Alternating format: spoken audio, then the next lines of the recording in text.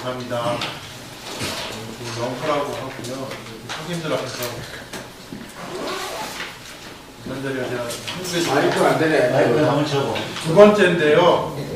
선생님들 앞에 있으면 늘 긴장이 돼갖고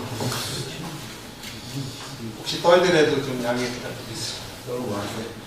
저는 오늘 기후변화 시대의 칼빈 창조론의 유효성이라는 주제를 갖고 선생님들 앞에서 뭔가 이야기를 하려고 합니다.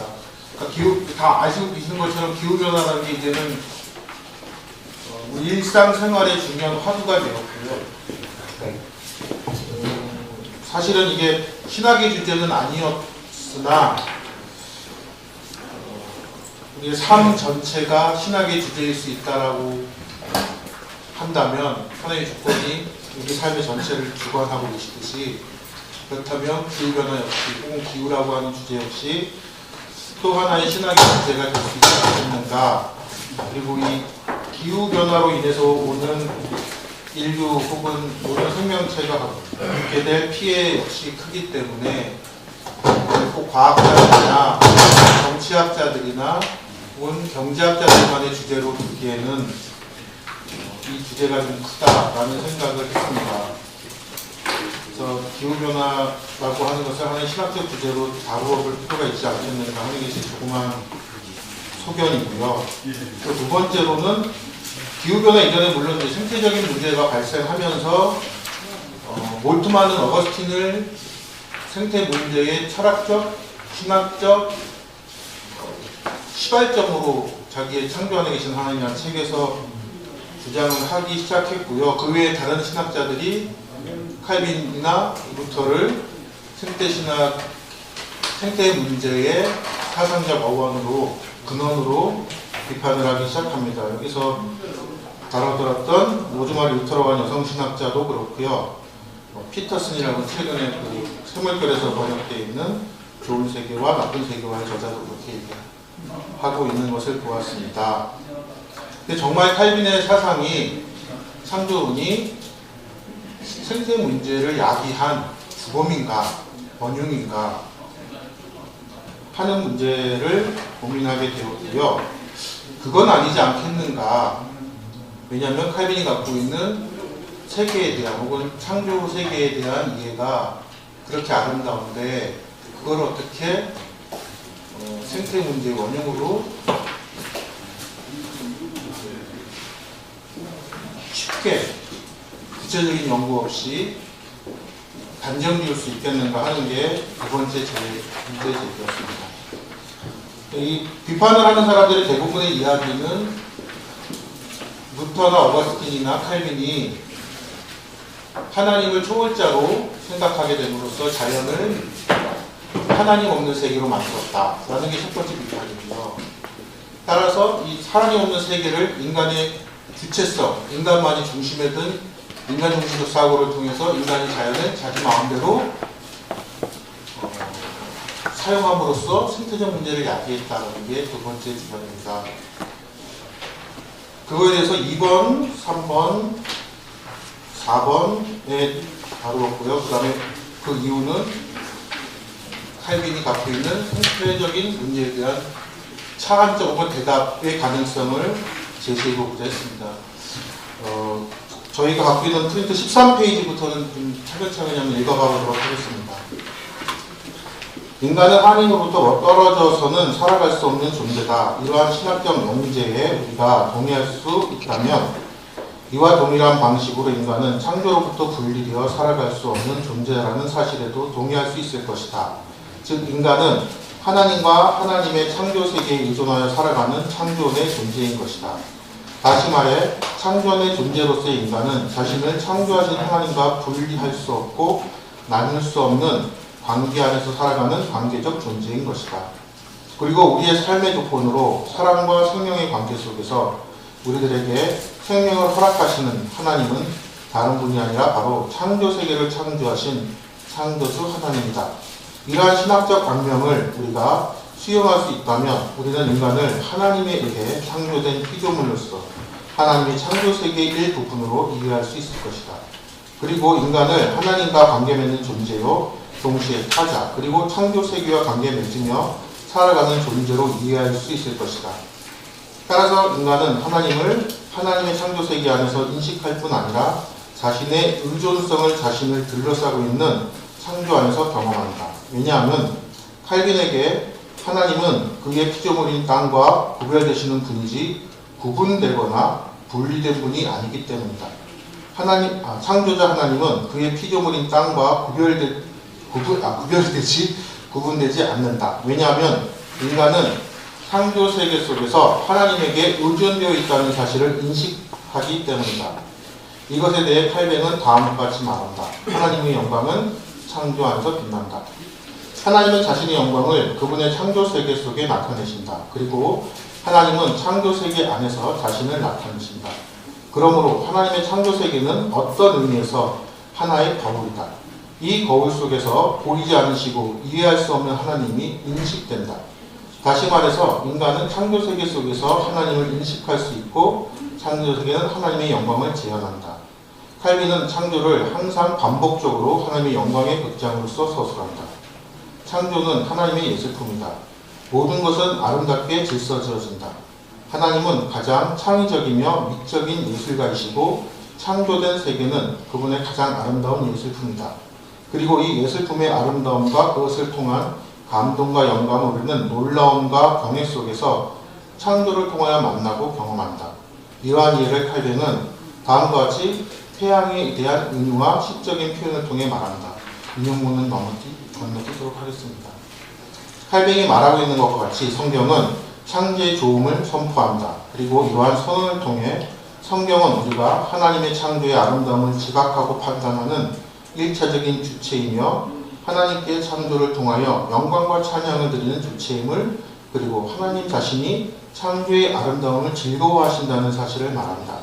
따라서 칼빈에게 창조의 아름다움은 하나님께서 우리 인간들에게 피조물을 통해 선사하시는 축복을 의미한다.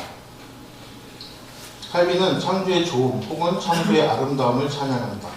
그러나 그가 단지 창조의 첫 번째 행동, 즉 태초의 창조만을 찬양할 뿐만 아니라 우주 속에서 지속적으로 작용하는 하나님의 계속적인 창조를 찬양한다. 즉 칼뱅에 의하면 하나님의 사역은 창조 세계와 창조의 지속적 활동 속에서 오늘날에도 여전히 역사하고 계시다는 것이다.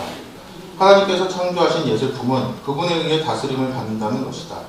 우연으로부터는 아무것도 일어나지 않을 뿐 아니라 그 어떤 사건도 발생하지 않는다. 모든 것은 하나님의 섭리를 통하여 하나님의 역사 속에서 일어난다. 즉 사계절의 변화, 기후의 변화, 오곡백과의 영롱함은 하나님의 손으로부터 나온다. 그리고 우리들의 인간적인 삶의 과정도 역시 그분의 섭리를 통하여 결정되고 인도함을 받는다. 하나님의 도움 없이는 우리들의 머리카락 한 올도 떨어질 수 없다는 것을 우리들의 신앙 안에서 실질적으로 우리에게 지속적으로 유효하고 있다. 이러한 모든 것에 우리들의 동의할 수 있다면 우리는 무엇보다 인간이 자신의 능력으로 달성하고 수행할 수 있는 모든 것이 결과적으로 하나님의 활동과 역사에 기인한다는 사실을 고백할 수 있을 것이다. 이러한 이유에서 우리는 단호하고도 분명하게 우리의 손으로 이룰 수 있는 모든 것과 우리들의 땀으로 성취할 수 있는 모든 것들을 종국적으로는 하나님의 역사요 그분의 사역으로 이해하고 고백할 수 있다. 그러므로 하나님의 은총 없이는 우리들의 모든 노력은 무의로 돌아갈 수밖에 없을 것이다. 그러나 오늘 우리들은 이러한 능동적이고 직접적인 하나님의 역사하심과 하나님의 현재하심 혹은 하나님의 현존을 이해하고 고백하는 데 많은 어려움을 느낀다. 진정으로 하나님은 오늘 여기에서 역사하시는가? 그분은 우리들과 함께 현재하시는가? 이 절망과 고난의 현실 속에서 하나님은 진정으로 우리를 위해 일하시는가? 우리들이 가난과 고통 속에서 그분을 부르실 때 그분은 진정 우리를 위해 함께 눈물 흘리시고 우리들의 전류를 들어주시는가? 하나님은 진정으로 현존하고 계신가? 오늘날 우리는 꼬리에 꼬리를 무는 질문들 앞에 놓였다. 그리고 이 질문들이 질문하는 궁극적인 것은 하나님은 현재하심과 하나님의 현존에 대한 것이다. 칼뱅은 오늘 살아가는 그리스도인들의 이러한 질문에 대해 답이 될 수 있다. 왜냐하면 그에게 하나님의 현재하심과 현존하심은 기본적인 전제인 동시에 본질적인 사실이었기 때문이다. 그는 단 한 번도 이 신앙을 놓지 않았다. 그에 따르면 인간이 수행했던 모든 일들과 인간들이 내딛었던 모든 발걸음은 하나님 안에 놓여 있었던 것이며 하나님이 그들과 함께 걷고 있었던 것과 다른 것이 아니기 때문이다. 이러한 생각에 의하면 우리는 죽음의 시대, 생명이 최대의 화두가 된 오늘 우리에게 가장 요구되는 생명에 대한 사랑 혹은 삶에 대한 긍정에 대한 근거를 제시받을 수 있다. 다시 말해서 하나님의 현재성과 현존성은 질문하고 절비하는 인간들에게 생명에 대한 사랑과 삶에 대해 긍정할 수 있는 근거를 제공해주고 유지할 수 있게 한다는 것이다. 왜냐하면 우리와 함께 하시는 하나님, 오늘 여기에 계시는 하나님은 사랑의 하나님이고 생명의 하나님이시기 때문이다. 사랑의 하나님, 생명의 하나님은 오늘을 살아가는 이들, 절망 속에 절비하는 이들을 당신의 사랑의 품과 생명의 품 안에 안으시는 분이기 때문이다. 그리고 사랑의 하나님, 생명의 하나님은 동시에 창조자 하나님이시기 때문이다. 따라서 생명에 대한 사랑 혹은 삶에 대한 긍정을 우리는 결코 우리들의 삶의 조건인 창조와의 관계 속에서 인식하고 경험할 수 있을 것이다. 그리고 하나님은 우리들 사이에 일어날 그리고 일어나는 모든 것들 안에서 그리고 하나님의 창조 안에서 우리에게 말씀하신다. 그리고 우리는 창조 세계 안에서 하나님의 말씀을 들을 수 있다. 우리가 창조 세계 속에서 하나님의 말씀을 들을 수 있다는 것은 창조가 하나님의 다스림을 받는다는 것을 의미한다. 즉, 창조 세계는 하나님의 질서 속에서 운행되고 다스림을 받는다. 그러므로 우리는 결론적으로 다음과 같이 말할 수 있다. 하나님은 우리를 인도하시고 살아갈 수 있도록 도우시는 살아계신 분이다. 살아계신 하나님은 생명을 살게 하시는 분이며 생명의 근원이신 생명 그 자체이다. 이미 위에서 말한 것과 같이 우리는 하나님에 의존하여 있는 존재다. 그리고 인간은 하나님에게 의존하고 있는 동시에 창조 세계에 의존하고 있는 존재다. 우리가 창조에 의존하고 있다는 것은 성경적인 근거와 실질적인 이유 두 가지로 생각해 볼 수 있다. 창세기는 하나님이 인간을 당신의 형상으로 창조하였으며 땅으로부터 만들어졌다고 한다. 흙으로 만들어졌다는 것은 인간이 언제나 창조의 풍요로, 다시 말해서 하나님의 선물에 의존해 살아가는 존재라는 점을 말한다. 그리고 실제적인 점에서 인간이 창조 세계에 의존적인 존재라는 사실을 말할 수 있다. 즉, 인간은 그 누구도 창조의 풍요로, 창조의 열매 없이 살아갈 수 없다. 다시 말해 인간은 자연이 주는 은총의 선물 없이 살아갈 수 없다. 기술 문명의 발달이 창조로부터 오는 열매 없이 살아갈 수 있는 세계를 만들어낼 수 있을지 아직은 모르겠지만 최소한 지금 우리는 식료품 없이는 살아갈 수 없는 창조 의존적 존재인 것은 분명하다. 식료품은 인간에 의해 농사지어지고 가공되는 것이지만 본질적인 의미에서 그것은 인간을 위한 하나님의 지속적인 선물이고 사랑이며 은총이다. 그러므로 우리들이 시장에서 쉽게 구하는 모든 음식물들도 역시 하나님의 선물이다. 창세기가 말하고 있는 것 같이 하나님은 인간에게 풍요로움을 선물하셨다. 그리고 돼지는 모든 것이 자기 자신으로부터 자라고 열매 맺는 것이 가능하게 된다. 돼지는 하나님의 사랑과 은총 안에서 모두를 보살핀다. 이 보살핌은 인간에게 국한되지 않고 식물과 동물들도 포함한다. 인용문을 생략하겠습니다. 팔백의 말과 같이 인간인 우리는 창조 세계에 의존하고 있는 존재다. 왜냐하면 성경은 우리에게 인간이 돼지로부터 만들어진 존재라는 것을 말하고 있기 때문이다. 인간은 문화적 존재라는 의미에서 세계 대방성을 지닌 존재다. 그러나 인간은 문화적 존재만이 아니라 자연적 존재, 즉 자연의 일부분으로서 하나님의 피조물이다. 따라서 인간은 돼지, 바로 이 땅에 의존하고 있는 존재인 것이다. 그리고 피조물로서의 돼지는 인간의 조건이요 거주 공간인 동시에 생명놀이 공간인 것이다. 칼빈이 말한 대로 돼지는 모든 생명을 보살피는 생명의 품인 것이다. 신강석은 칼빈의 이러한 생각을 다음과 같이 정리했다. 역시 생각하겠습니다. 이 말에 의미하는 바는 우리가 인식하는 것은 하나님 자신이 아니다. 즉 하나님의 본질과 존재를 인식하는 것이 아니라 그분의 성품과 능력을 아는 것이다. 그러나 우리는 하나님을 이 땅, 즉 창조세계 안에서 인식할 수 있을 뿐이다. 왜냐하면 칼빈이 이해한 하나님은 이 세상에 충만한 하나님이기 때문이다. 그분은 온 세상을 채우며 동시에 어디에나 존재한다. 하나님은 우리의 이해를 초월하시기는 하지만 또한 땅에 가득 차 계신 분이다. 그리고 그분은 모든 것들에 충만하신 분이기 때문이다. 칼빈은 인간을 창조의 중심으로 간주했다는 사실은 의심의 여지가 없어 보인다. 그는 다음과 같이 말했다. 인용 생략하겠습니다. 칼빈에 의하면 하나님은 세계를 인간을 위하여 창조하시기로 결정하셨다고 말한다. 그리고 그는 단독적으로 인간의 영광스럽고 높은 가치를 지니고 있는 돼지의 장식품인 모든 피조물들 중에서 가장 높은 피조물로 설명한다. 그러나 칼빈은 창조를 인간에 의해 단순하게 이용할 수 있는 대상으로 이해하지 않았다. 이게 생태신학자들이 비판하고 있는 칼빈의 인간에 대한 이해와 제가 파악한 칼빈의 인간에 대한 이해의 차이, 결정적인 차이입니다. 이미 위에서 살펴본 것과 같이 그에게 자연은 생명의 거주 공간이고 생명의 놀이 공간일 뿐 아니라 생명의 품이기 때문이다. 그리고 이보다 더 결정적인 것은 이 모든 창조 세계에 하나님이 충만하게 내주하시고 계시기 때문이다. 이상의 논의에서 우리는 스토베르와가 주장했던 것과는 달리 칼빈이 자연을 단순히 인간에 의해 남용될 수 있는 원자재와 같은 것을 이해하지 않았다고 말해야 할 것이다. 왜냐하면 만약에 우리가 그거에 따라 칼빈의 창조론을 이해한다면 우리는 이 세계의 모든 만물을 궁극적으로 한 목적을 가지고 존재하는데 그것은 인간을 위해서, 인간의 유익을 위해서, 인간에 의해 사용되고 이용되기 위해서라고 말해야만 할 것이기 때문이다. 만약 우리가 이렇게 주장한다면 우리는 하나님이 창조를 통해 하나님에게 영광과 찬송 그리고 감사를 드릴 수 없다고 주장할 수밖에 없다. 그리고 또한 우리는 하나님이 자신의 창조 안에 내주할 수 없다고 말할 수밖에 없을 것이다. 그러나 만약에 우리가 이렇게 주장하게 된다면 우리는 칼빈의 창조론을 온전히 이해할 수 없을 것이다. 왜냐하면 하나님의 초월성만큼이나 하나님의 내재성은 성경이 말하고 있기 때문이다. 그리고 생태 문제와 관련해서 칼빈에 대한 비판하는 일부 신학자들의 주장에 대해 우리는 반박하거나 변증할 수 없을 것이다.